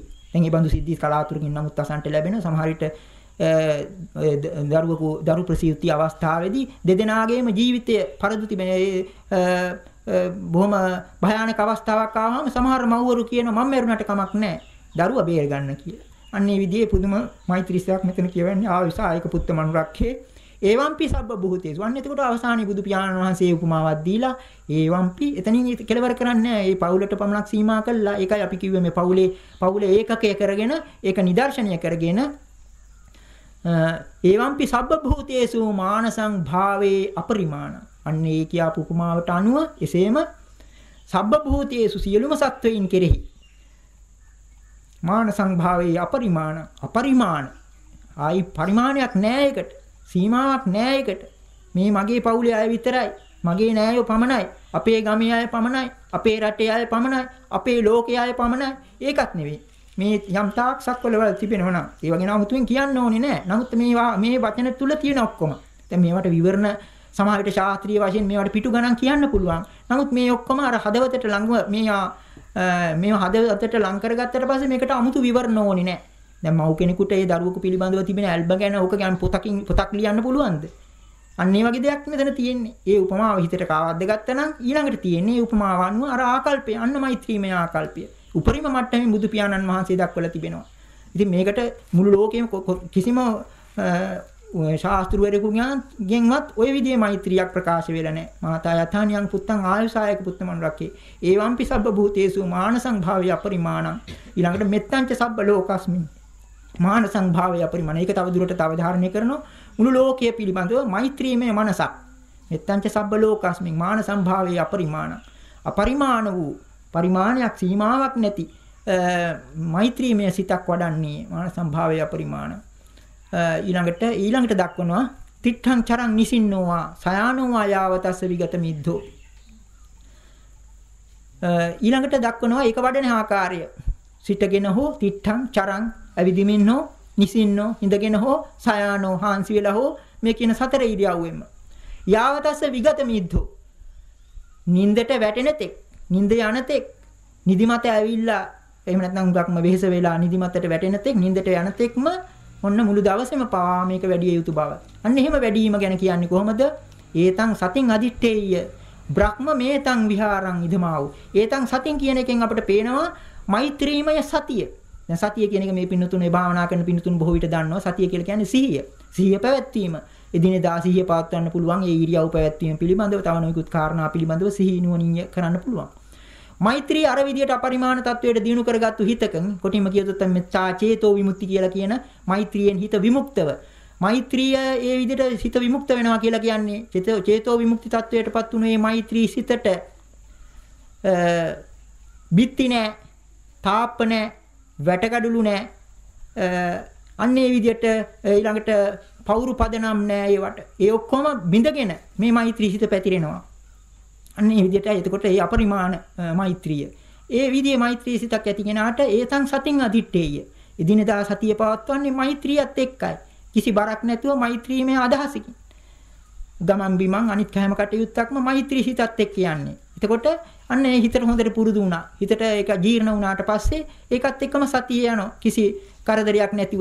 දැන් අර අපි උපමාවට කියනවා නම් උපැස් වෙලක් පුරුදු වුණු කෙනාට ඒක තියෙන බවවත් වැටහීමක් නැහැ. නමුත් කරදරයක් නැතුව ඒකත් ඒක ආශ්‍රය කරගෙන බලනවා. ඒ වගේම මෛත්‍රීමය ආකල්පයකින් ලෝකේ දිහා බලන්න පුළුවන්. ලෝකේ ක්‍රියාකාරීත්වයකට එදිනෙදා අපි හිතමු රැකී ආරක්ෂා ආදී කටයුතු භාවනාවට ඉඩ නැtei කියන පින්නතුන් දැන් මේ පින්නතුන් තම තමන්ගේ එදිනෙදා ජීවිතය සඳහා නොයෙකුත් රැකී ආරක්ෂාවල් කරනවා. ඒවා තුල බැරිද මෛත්‍රිය වඩන්න? ඒ කරන දේවල් වලට මාසයේ අවසානයේදී පෙටුප ලැබෙනවා තමයි. ඒ විකුණන බඩුවට යම්කිසි ඒ පාරිභෝගිකයා මුදලක් දෙනවා තමයි. නමුත් ඊට වැඩි දෙයක් අපට පුළුවන් ඒ දෙන්න මෛත්‍රී සිත තිබෙනවා නම් ඒ දෙන ඒ බඩුවට වඩා වටින දෙයක් අපි නොපෙනී දෙනවා. මෛත්‍රී සිත, මෛත්‍රී ප්‍රාර්ථනය. යහපතක්ම වේවා, සුවපත් වේවා. තමන්ගේ දෙයක් හැටියට එතෙන්දි දෙන්නේ. තමන්ගේ දෙයක් හැටියට කියලා කියන්නේ අපි හිතමු යම්කිසි කෙනෙකුට ආහාරයක් දෙන්න තියෙනවා. අපි හිතමු ඔන්න හෝටලයක රස්සාවක් කරනවා. හෝටල් සේවකයාට තියෙන්නේ ආහාර ටික දෙන්න එන මිනිස්සයාට. නමුත් මේ මිනිස්සයා එනකොට දකින්නවා බොහොම වෙහෙස වෙලා පිපාසයෙන් දුකසේ ඉන්නේ. ඉතින් ඒ තමන් කරන්නේ ඇත්ත වශයෙන් ඒක ගෙනල්ලා දෙන එක විතරයි. ඒ බඩු තමන්ට අයිති නෑ. නමුත් මෛත්‍රී සිතෙන් දෙනවා නම් අන්න ඒ වෙලාවේ අර වැටුපට වැඩි දෙයක් ඒ තැනත්තාගේ කැටේට එකතු වෙනවා මෛත්‍රී සිත. අන්න ඒ විදිහට එදිනදා ජීවිතේ අපි හිතමු ගුරුවරු නම්, ගුරුවරිය නම් ඉගැන්වීම. එතනත් ඒ වැටුප නෙවෙයි බලන්නේ. අතීතයේ ගුරුවරු නම් ඒ විදිහටම තමයි ජීවත් වුනේ. ඇත්ත වශයෙන් තමන්ගේ ඒක නියම ඒ වෘත්තිය රස්සාව නෙවෙයි. ඒක තුලින් අර ඒක ධර්මමය වශයෙන් ධර්මයට නඟලා ඒක තුල ලෝකයේ යහපත. ඉතින් මෙතනත් මේ කියන්නේ අර තමන්ගේ ඒ මව් කෙනෙක් තමන්ගේ දරුවා ගැන හිතනවා වගේ ඒ විදිහේ මෛත්‍රීමය ආකල්පයකින් යුක්තව එදිනදා කටයුතු කරනවා නම් ඒ රැකී රක්ෂා කියන જાතිය එතකොට බරක් නෙවෙයි. දැන් සාමාන්‍ය රැකී රක්ෂා කියන එක මිනිස්සුන්ට මේක බරක්. මේක සෑහලුවක් වෙන්නේ පඩි දෙන දවසට විතරයි. නමුත් හැමදාම පඩි ලැබෙනවා මෛත්‍රීමය ආකල්පයකින් ඒකල යුතු කටයුතු කරනවා නම් ඒ කියන්නේ මේ මුළු ලෝකෙට අපි හිතමු මේ රටට අපි හිතමු තමන් ඒ කරන කාර්යාලයේ කරන වැඩ ඒ පෑන හසුරුවන ආකාරය තුලින් මේ මුළු මහත් සමාජ තන්ත්‍රය සමාජ තන්ත්‍රය මේ යන්ත්‍රයක් නම් ඒකේ අණයක් නැති වුණ හැටිය ඒක නිෂ්ක්‍රිය වෙනවා. ඒක අපිට ප්‍රත්‍යක්ෂ අවස්ථාවල් එනෝනේ ඔය වර්ජන කියන එක තුලින්. එතකොට මෙන්න මේ වර්ජන කෙසේ වෙතත් අපිට හිතා ගන්න තියෙන මෛත්‍රීමය ආකල්පයෙන් වැඩ කරනවා නම් අර සමාජ යන්ත්‍රය ඒක හරියාකාර ක්‍රියා කරනවා. Taman සතුටු වෙනවා. ඒ යන්ත්‍රය ක්‍රියා කිරීමට ඇනේ මම සැපයුවා. ඒක ගැන මාන්නයක් ඉති කර ගැනීම නෙවෙයි. කරන්නේ කොහොමද අර හිතට එකඟව මෛත්‍රී හිතකින් මේක කළ යුතු දෙයක්. එහෙම නැත්නම් පඩිය කාටවත් බයට කරන දෙයක්. පඩිය සලකාගෙන පඩියක් ලබා ගැනීමට කරන දෙයක් කියන හැඟීම මේ වෙලාව මොහොතකට හරි අහක් කළා. මේක තුලින් මට පෙනෙන නොපෙනෙන ළඟට ඇවිල්ලා යම්කිසි ඊට පොඩි අතමාරුවක් දෙන තැනැත්තට විතරක් නෙවෙයි පෙනෙන නොපෙන අනන්ත ප්‍රමාණ සත්වයින්ට මේ මා කරන පොඩි සේවය තුලින්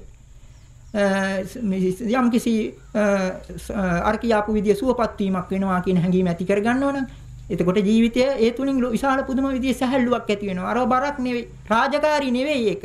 ඒක රජ්ජුරුව කියනවට කරන දෙයක් නෙවෙයි. Tamanට අයිති දෙයක් ඒක. රාජකාරියක් නෑ. මේක ඇත්ත වශයෙන් Tamanගේ සාංශාරික විමුක්තිය ගැන හිතනවා නම් මේකක්වත් රාජකාරී නෙවෙයි. හැම එකක්ම Tamanට අයිති කාර්යය. මේ කර්ම රෝගයෙන් මිදීමයි. එතකොට බුදු පියාණන් වහන්සේ අපට අන්න මතු කරලා දෙන්නේ. මේ අපට රෝගාබාධ පමණක් නෙවෙයි මෙතන.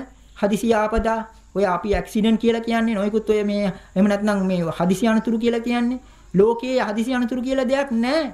මේ ඔක්කොටම යම්කිසි හේතුවක් නිදානයක් තිබෙනවා. ඒක කර්මයක්.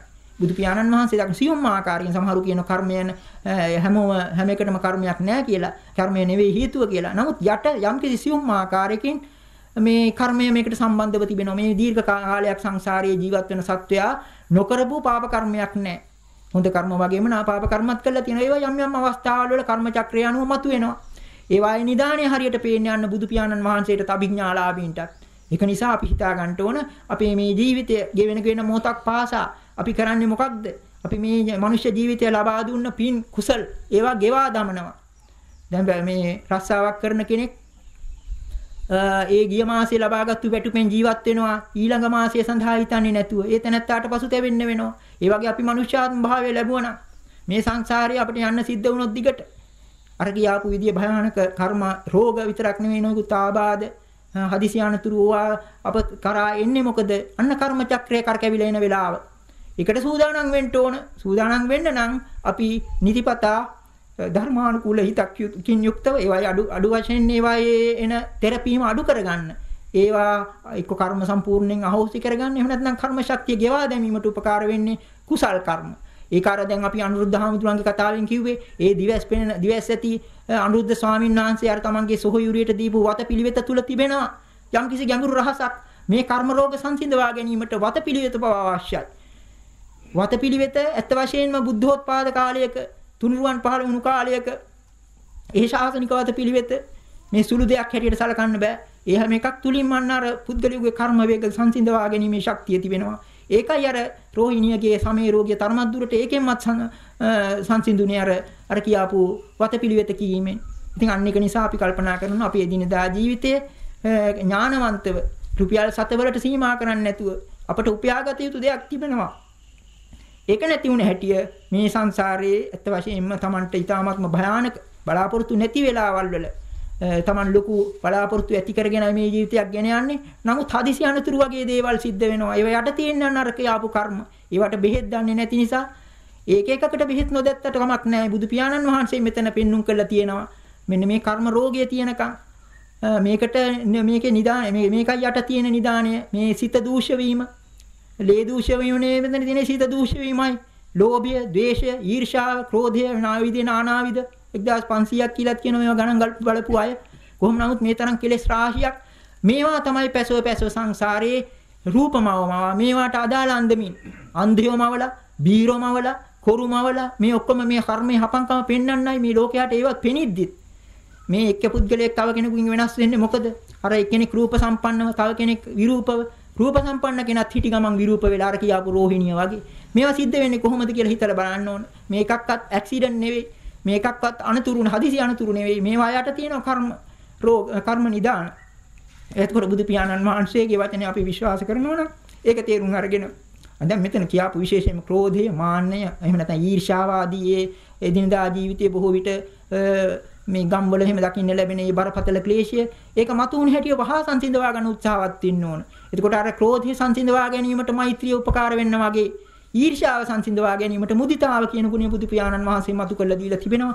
ඒකත් දැන් ගිහි ගෙදරවල වල ජීවත් වෙන මව්පියන්ට ඒ මුදිතාව මතු කර ගන්න අවශ්‍ය නම් ඒක දිනු කර ගන්න නම් අන්න අර තමන්ගේ දරුවා පිළිබඳ හිතලා බලන්න. අර කියාපු දරුවාම යම් කිසි අවස්ථාවක ඉගෙන කියාගෙන රැකී ආරක්ෂාවල් කරන හොඳ තත්වයකටපත් වුණා මේ දරුවා පිළිබඳව යම් කිසි මුදිතාවක් ඇති වෙනවා ඊර්ෂ්‍යාවක් ඇති කරගන්නේ. නමුත් ඒ විදිහට තමන්ගේ දරුවා ගැන හිතුවත් අසල්වැසියා අල්ලපු ගෙදර කෙනා විභාගයක් පාස් කරලා දොස්තර කෙනෙක් ඉංජිනේරුවෙක් වුණාම ඔන්න ඊර්ෂ්‍යාවක් ඇති කරගන්නවා. අන්න අර මුදිතාව නැතිකම අන්න මෙතන කියාපු න්‍යාය එතෙන්ටත් යොදන්න ඕන. මාතා යථානියං පුත්තං ආයුසායක පුත්ත මනුරක්ඛේ කිව්වා වගේ ඒවම්පි සබ්බ භූතේසු කියලා මෙතන කිව්වා වගේ ඒ වෙලාවේ හිතන්න තියෙන්නේ ඒ දරුවත් ඒ අහවලත් මෙන්න මේ විදිහට සුවපත් වෙනවා කියලා තමන්ගේ සැපයක් හැටියට හිතලා ඒකත් සතුටු වෙන්න ඕනේ. ඒකයි මුදිතා ගුණය. ওই විදිහට අපිට හිතා ගන්න පුළුවන්. එතකොට ලෝකයේ මේ අපට කොතිකුත් තිබෙන සිදුවීම් තුලින් අපි පාඩම් ඉගෙන ගන්න ඕන. දැන් මෙතන අර රෝහිණී පිළිබඳ ප්‍රවෘත්තියෙන් අපි මේ පාඩමක් ඉගෙන ගත්තේ. අපාවට කොයිතුත් දේවල් මේවා සිද්ධ වෙනවා. මේ පින්නතුන්ටත් නිතර අහන්න ලැබෙනවා. යම් යම් සිද්ධීන් එදිනදා ජීවිතේ මහත් බලාපොරොත්තු නැති විදිහේ දේවල්. මේවා යට තිබෙන කර්මත් ඉඳ හිටලා අනියම් මාර්ග වලින් හෝ යම් යම් ආකාරයෙන් හෙළි වෙනවා. ඒ අයගේ නරක ජීවිත නිසා කරපු අකුසල් නිසා මේ දේවල් වුණා කියන එක අර දැන් මෙතන කියවෙන කර්ම සරික්කතාව කියලා එකක් තියෙනවා. කර්මයට අනුරූපම විපාකය. රෝහිණියගේ කර්මයට අනුරූපම විපාකය. ඒකට අර උපමාවකට දැන් මේ කාලේ සමහරව කියනවා බූමරැංගිය කියලා ආයුධයක් තියෙනවා. ඒක ගැහුවාම කාට හරි ආපහු කරකැවිලා අතට එනවා. ඒ වගේ සමහර කර්ම ඒවා විපාක තමා කරා එනවා. අන්න ඒ විදිහේ සිද්ධිය එදිනදා ජීවිතේ අපිට සිද්ධිය අසන්ටත් ලැබෙනවා. බරපතල අන්දමින් මේ පාප කර්ම කරන පුද්ගලයින්ට ඒවායි විපාක එනවා. ඒ වෙලාවේ සතුටු වෙන එක නෙවෙයි තියෙන්නේ පාඩමක් ඉගෙන ගන්න ඕන. මේක කාටත් පොදුයි. අපි වුණත් මෙහෙම කරොත් මේකේ විපාක එනවා. අන්න ඒ විදිහට තමයි එතකොට ධර්මය අපි ජීවිතයට නම් කරගන්න ඕනි. විශේෂයෙන්ම මේ දේශනාවේ ආශ්‍රයෙන් මේ පින්නතුන් දැන් අර කරණීය සූත්‍රය මේ පින්නතුන්ට එදිනදා කොතිකුත් ඔය සංනිවේද ඔය මාධ්‍ය වලින් අසන්ට ලැබෙනවා. නමුත් ඒකේ සද්දයෙන් පමණක් සෑහීමකටපත් වෙන්නේ නැතුව යටත් පිරිසෙන් මේ කියාපු වචන කීපේ තියෙන ඒ පාඨ කීපය කියවෙනකොට ඒවායි පාලි වචන දුරවබෝධයි මේ කාලේ වැඩි මේවා පිළිබඳ භාෂාව පිළිබඳ වැඩි හිත යොදවන්නෙත් නැහැ. ඊළඟට අනිත් පැත්තට තියෙන්නේ මේවා ගැන පමණට වැඩි දන්න අය මේවා ඒ ශාස්ත්‍රීය වශයෙන් කරුණු මතු කළා ඒවා තුල රැඳිලා ඉන්නවා මිසක් ඒවා ප්‍රායෝගිකව ප්‍රයෝජනයට ගන්න ආකාරයකට ඉදිරිපත් කරන්නේ නැහැ. ඒකයි අවාසනාව. ඒක නිසා අපි මේ පැකිතාක් දුරට එදිනදා ජීවිතයේ මේ කියාපු පද පිළිවෙල අපි ප්‍රතිටීව අර යන්තම් මතු කළා දුන්නා කෙටියෙන් මේ අවස්ථානුකූලව සුඛිනවා හොන්තු අර සුඛිනවා කේමිනෝ හොන්තු ඒ විදිහට දක්වලා ඊළාට සබ්බේ සත්තා භවන්තු සුඛිතාත්තා යේකේචි පාන භූතත්ති තසාවා ථාවරාව අනවශේෂා දීඝාවා යේ මහන්තාවා මජ්ක්‍ධිමා රස්සකාණුක තූලා දිඨාවා යේවා අද්දිඨා යේච දූරේ වසන්ති අවිදූරේ භූතාවා සම්භවේසීවා සබ්බේ සත්තා භවන්තු සුඛිතාත්තා ඊළඟට ඒ වගේම නපරෝ පරං නිකුබ්බේත නාති මඤ්ඤේත කත්තචිනං කංචි ව්‍යාරෝසනා පටික සංඥානාඤ්ඤ මඤ්ඤස්ස දුක්ඛමිච්ඡේය මාතායථානියං පුත්තං ආයුසායක පුත්ත මනුලක්ඛේ එවම්පි සබ්බ භූතේසු මාන සම්භාවය පරිමාණ මෙත්තංච සබ්බ ලෝකස්මින් මාන සම්භාවය පරිමාණ උද්ධං අදෝච තිරියංච ඊළඟට උද්ධං අදෝච තිරියංච එතනත් කියුණා උඩ යට උද්ධං අදෝච තිරියංච අසම්බාධං අවේරං අසපත්තං ඒ කියන්නේ උඩ යට ඊළඟට සරස උද්ධං අදෝච තිරියංච අසම්බාධං අවේරං අසපත්තං අර විදිහට අපරිමාණ භාවය එතන පෙන්눔 කරා. ඒකට අප අතහැරුණා එතන උද්ධං අදෝච තිරියංච අසම්බාධං අවේරං අසපත්තං උඩ යට සහ සරස අසම්බාධං කියලා කියන්නේ අන්න සම්බාධක නැති. එතනින් තමයි අපිට කියන්න තියෙන්නේ අර වැට කඩළු පවුරු පදනම් බිඳගෙන යනවා කියලා කියන්නේ. උද්ධං අදෝච තිරයන්ච අසම්බාධං අවේරං අසපත්තං ඊළඟට තමයි තිට්ඨං චරන් නිසින්නෝවා සයානෝවා යාවතස්ස විගත මිද්දෝ. ඔන්න විදිහට බුදු පියාණන් වහන්සේ මහා පුදුම අන්දමින් අර මෛත්‍රියමය ආකල්පයක් ගොඩනගා ගන්න ආකාරය. එහෙම නැත්නම් මෛත්‍රියෙන් සිත විමුක්ත කරගත් ගන්න ආකාරය. මෛත්‍රියෙන් සිත විමුක්ත කරගන්නවා කියලා කියන්නේ මොකක්ද? ද්වේෂයක් ක්‍රෝධයක් ඇති උනායි කියලා කියන්නේ ඒක ගිහිල්ලා තමන්ගේ හිත ගිහිල්ලා කාගේ හරි හිතක ඇනෙනවා. තවත් කෙනෙකු පිළිබඳව ඒ හිත ඇනෙනවා. ඇනුනට පස්සේ සිද්ධ වෙන්නේ මොකද්ද? එතනම හැපි තියෙනවා. ඒකට තමයි පටිඝ කියලා කියන්නේ. ක්‍රෝධයක් ඇති වුනහම ඒකේ ඊළඟට තියෙන තරහ පිරිමහ ගන්න ඕන.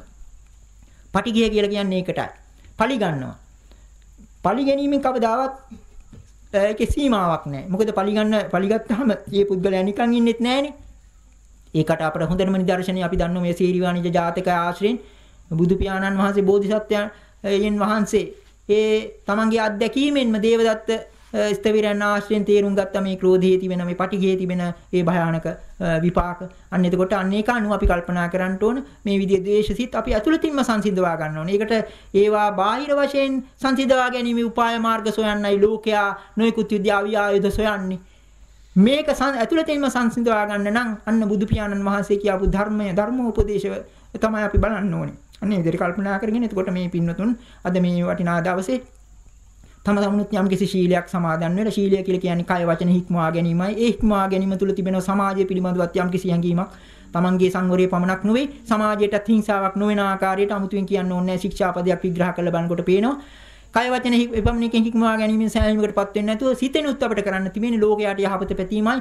බුදු පියාණන් වහන්සේ දක්වනවා දැන් නිගණ්ඨින් ආදීන්නම් කිව්වේ කාය දණ්ඩය කායික ක්‍රියාව තමයි ලොකුම දේ.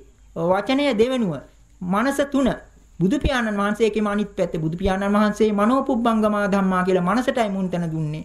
මනස පළමුව වචනය දෙවෙනුව කය තුන්වෙනුව. ওই විදිහටයි බුදු පියාණන් වහන්සේ දක්වන්නේ. ඒක අනුව අපි කල්පනා කරන්න මෛත්‍රී භාවනාව කියන්නේ නිකන් එක තැනකට වෙලා නිකම්ම මිදීමක් නෙවෙයි. ඒක තුලින් විශාල ලෝකයට විශාල ශාන්තියක් සැලසෙනවා.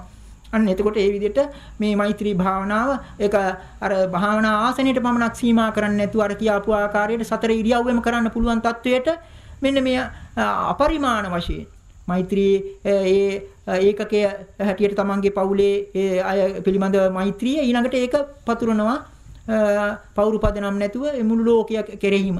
අන්න ඒ විදිහට මෛත්‍රීමය ආකල්පයක් ඇතුව ජීවත් වෙනවා නම් එදිනෙදා ජීවිතේ යටත් පිරිසෙන් ඒ ඇති වෙන ක්‍රෝධයක් ඇති වුණා. යම් කිසි විදියකින් ක්‍රෝධයක් ඇති වුණොත් කෝපයක් ඇති වුණොත් හදිසි වශයෙන් ඒක ඉක්මනින් සංසිඳවා ගැනීමේ ශක්තිය තිබෙනවා. අන්න අර සර්පයා ගැහුවේ හැටිය.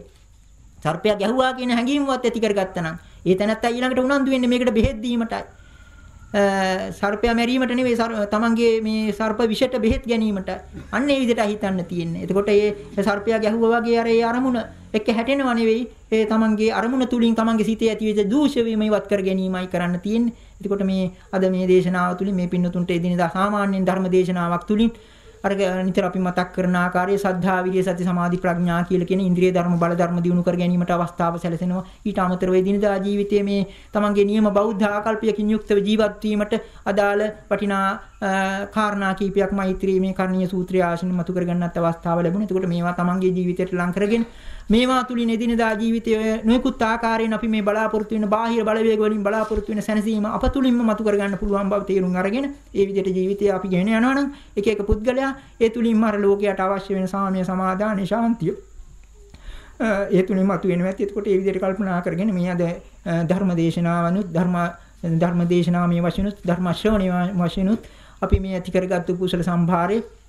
පළමුවෙන්ම මේ තමන්ගේ සාංශාරික මේ දුක් සමූහය මේ හැම එකක් තුලින්ම පේනවා. ඒ දුක් සමූහය කෙලවර කරලා හැකිතාක් ඉක්මනින් මේ තමන්ගේ ශීල සමාධි ප්‍රඥා දියුණු කරගෙන දියුණු පවුණු කරගෙන ඒ බුදු පියාණන් වහන්සේ දක්වා වදාළ ආර්ය අෂ්ටාංගික මාර්ගයට අනුව ඒ අවශ්‍යතා සම්පාදනය කරගෙන සෝවාන් සකදාගාමි අනාගාමි අරහත් කියන මාර්ගඵල ප්‍රතිවේදයෙන් සියලු සංසාර දුකින් මිදලා උතුම් අමා මහ නිවනින් සැනසීමට මේ ධර්ම ශ්‍රවණ ආනිසංස ඒකාන්තයෙන් හේතු වාසනාවක් කියලා ප්‍රාර්ථනා කරගන්න. ඒ වගේම මේ විශ්වයේ යම් තාක් සිටිනවා නම් අවිචේ සිට අකනිටා දක්වා අපගේ ඥාතීනුත් ඇතුළු මෙවැනි මේ ධර්ම දේශනාමය ධර්ම ශ්‍රවණ මේ වශයෙන් ඇති කරගන්න කුසල අනුමෝදන් වීමේ ශක්තිය ඇති. ඒ හැම කෙනෙක්ම මේ කුසල අනුමෝදන් වීමෙන් හැකිතාක් ඉක්මනින් මේ ජාති ජරා ව්‍යාධි මරණ ආදී සියලු සංසාර දුකින් අත් මිදලා උතුම් අමා මහ නිවනින් සැනසෙත්වා කියන ප්‍රාර්ථනාව ඇති කරගෙන මෙන්න මේ විදිහට ගාථා කියන්නේ. එත්තාවතා චම්හි සම්පතං පුඤ්ඤ සම්පදං සබ්බේ දේවානුමෝදන්තු සබ්බ සම්පatti සිද්ධියා සබ්බේ දේවානුමෝදිත්වා බුද්ධන්තු අමතං පදං ආකාශට්ඨා ච භුම්මට්ඨා දේවානාගා මහිද්దికා පුඤ්ඤන්තං අනුමෝදිත්වා චිරං රක්ඛන්තු ශාසනං ආකාශට්ඨා ච භුම්මට්ඨා දේවානාගා මහිද්దికා තං අනුමෝදිත්වා චිරං රක්ඛන්තු දේශනං ආකාශට්ඨා ච භුම්මට්ඨා දේවානාගා මහිද්దికා පුඤ්ඤන්තං අනුමෝදිත්වා චිරං රක්ඛන්තු මං සදා දුක්ඛප්පත්තා ච නිදුක්ඛා භයප්පත්තා ච නිභයා සෝකප්පත්තා ච නිස්සෝකා හොන්තු සබ්බේ පිපානිනෝ දුක්ඛප්පත්තා ච නිදුක්ඛා භයප්පත්තා ච නිභයා සෝකප්පත්තා ච නිස්සෝකා හොන්තු සබ්බේ පිපානිනෝ දුක්ඛප්පත්තා ච නිදුක්ඛා භයප්පත්තා ච නිභයා සෝකප්පත්තා ච නිස්සෝකා හොන්තු සබ්බේ පිපානිනෝ ඉමිනා පුඤ්ඤ කම්මේන මාමි බාල සමාගමෝ හෝතු යාව නිබ්බානපත්තියා ඉමිනා පුඤ්ඤ කම්මේන මාමි බාල සමාගමෝ සතං සමාගමෝ හෝතු යාව නිබ්බානපත්තියා ඉමිනා පුඤ්ඤ කම්මේන මාමි බාල සමාගමෝ සතං සමාගමෝ හෝතු යාව නිබ්බානපත්තියා දුක්ඛ සබ්බීතියෝ විවජ්ජන්තු සබ්බ රෝගෝ විනස්සතු මාතේ භවත්වන්තරායෝ සුඛී දීඝායුකෝ භව භවතු සබ්බ මංගලං රක්ඛන්තු සබ්බ දේවතා සබ්බ බුද්ධාං භාවේන සදා සොත්ති භවන්තු තේ භවතු සබ්බ මංගලං රක්ඛන්තු සබ්බ දේවතා සබ්බ ධම්මානුභාවේන සදා සොත්ති භවන්තු තේ භවතු සබ්බ මංගලං රක්ඛන්තු සබ්බ දේවතා සබ්බ සංඝානුභාවේන සදා සොත්ති භවන්තු තේ අභිවාදන සීලිස්ස නිච්ඡං වද්ධා පචායිනෝ චත්තාරෝ ධම්මා වඩ්ඩಂತಿ ආයුවන්නෝ සුඛං බලං ආයුරාෝග්‍ය සම්පatti සග්ග සම්පatti නීවච අතෝ නිබ්බාන සම්පatti මිනාතේ සමිජ්ජතු